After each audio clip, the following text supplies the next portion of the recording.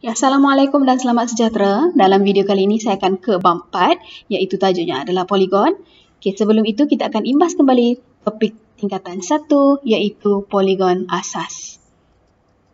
Okey, kita sudah belajar tentang nama-nama poligon. Okey, yang pertama adalah segitiga, sisi 4, pentagon, hexagon, heptagon, oktagon, nonagon dan dekagon.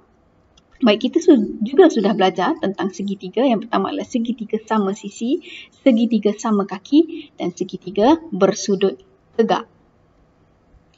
Kita juga sudah belajar tentang sifat-sifat segitiga. Okey, di mana ini segitiga. Okey, sudut pedalaman bagi segitiga A ditambah dengan B ditambah dengan C akan menjadikan nilainya adalah 180. So, sudut peluarannya adalah D.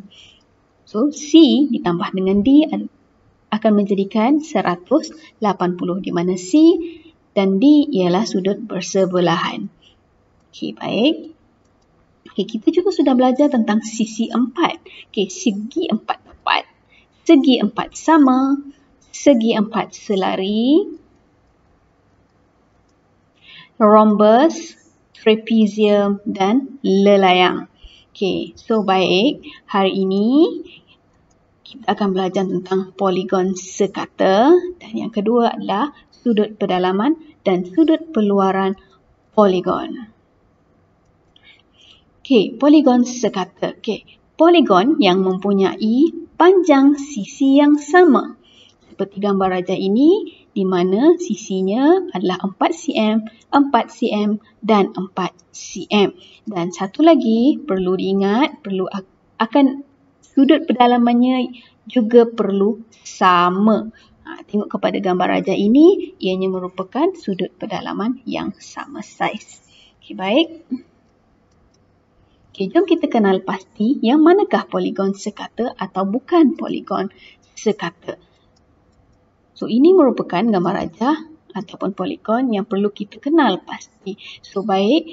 Perlu diingatkan, maksud bagi poligon sekata ialah poligon yang mempunyai panjang sisi yang sama dan sudut pedalamannya adalah sama saiz. So, gambar rajah pertama, adakah panjangnya adalah sama? Ya, ianya adalah panjang yang sama. Dan sudut peluaran juga adalah sama. So, ianya adalah poligon sekata. Okey, yang kedua. Yang kedua bukan poligon sekata. Kenapa bukan? Kerana panjang sisinya dan sudut pedalamannya tidak sama saiz. Okey, baik, yang ketiga. Yang ketiga, panjang sisinya tidak sama. Tidak sama walaupun sudutnya sama saiz. So, itu bukan merupakan poligon sekata. Baik, untuk gambar rajah yang keempat. Gambar rajah keempat sangat ketara bukan poligon sekata kerana panjang sisinya tidak sama panjang dan sudut pedalamannya juga tidak sama besar. So, bukan poligon sekata. Okey, baik. Untuk gambar rajah yang kelima. Gambar rajah kelima ialah poligon sekata kerana setiap sisinya mempunyai panjang sisi yang sama dan sudut pedalamannya adalah sama saiz. So, baik, untuk gambar rajah seterusnya, ia bukan poligon sekata kerana panjang sisinya tidak sama saiz. Okey, baik. Kita topik yang pertama kita sudah habis. So, kita akan pergi kepada topik yang kedua iaitu sudut pedalaman dan sudut peluaran poligon. Okey, baik. Okey, ini merupakan gambar rajah bagi segitiga. So, saya sudah warnakan dua warna yang berbeza iaitu hijau dan color kuning. So, warna hijau dan warna kuning ini merupakan sudut yang berbeza. Sudut pedalaman dan sudut peluaran. So, siapakah sudut pedalaman?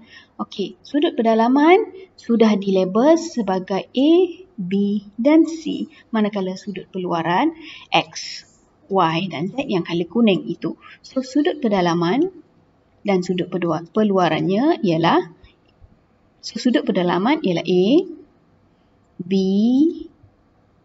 dan C. So, sudut peluaran yang warna kuning itu iaitu X, Y dan Z. So, kita akan pergi kepada gambar rajah yang sama juga. Okey, pecahkan kepada hasil tambah sudut pedalaman. Okey, yang pertama adalah hasil tambah sudut pedalaman. Dia punya rumus ialah bilangan sisi ditolak dengan 2 darab dengan 180. Kena kenal pasti berapa bilangan sisi terlebih dahulu untuk cari hasil tambah sudut pedalaman, iaitu 3. 3, kenapa 3? Kerana 3 sisinya ditolak dengan 2 akan menjadikan 1, dan 1 darab dengan 180 adalah 180. Okey, baik. Untuk sudut peluaran, semua sudut peluaran, hasil tambah sudut peluaran adalah 360. Maksudnya dekat sini, semua sudut peluaran bagi semua poligon ialah 360. Okey, baik.